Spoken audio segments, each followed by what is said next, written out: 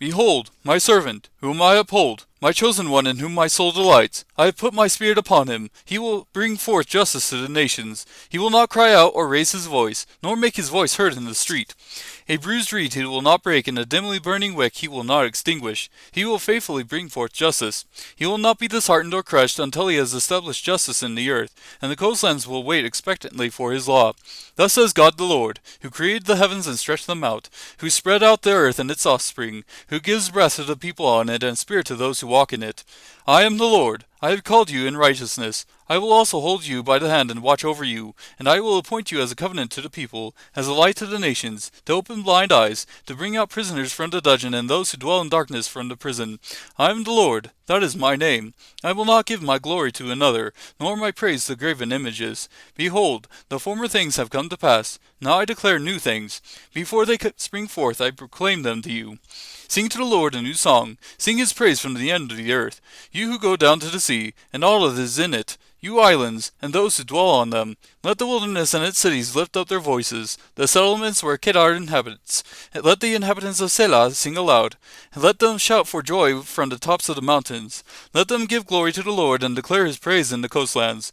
The Lord will go forth like a warrior. He will arouse his zeal like a man of war. He will utter a shout. Yes, he will raise a war cry. He will prevail against his enemies.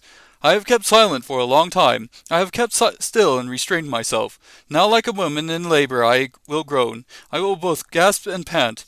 I will lay waste the mountains and hills and wither all their vegetation.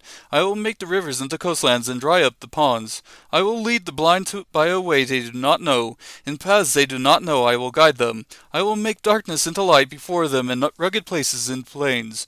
These are the things I will do, and I will not leave them undone. They will be turned back and be utterly put to shame, who trust in idols, who say to molten images, You are our gods. Hear, you deaf, and look, you blind, that you may see. Who is blind but my servant, or so deaf as my messenger whom I send? Who is so blind that as he that is at peace with me, or so blind as the servant of the Lord? You have seen many things, but you do not observe them. Your ears are open, but none hears. The Lord was pleased for his righteousness' sake to make the law great and glorious. But this is a people plundered and despoiled. All of them are trapped in caves, or are hidden away in prisons. They have become a prey and with none to deliver them, and a spoil, with none to say, Give them back. Who among you will give ear to this? Who will give heed and listen hereafter? Who gave Jacob up for spoil, and Israel to plunderers?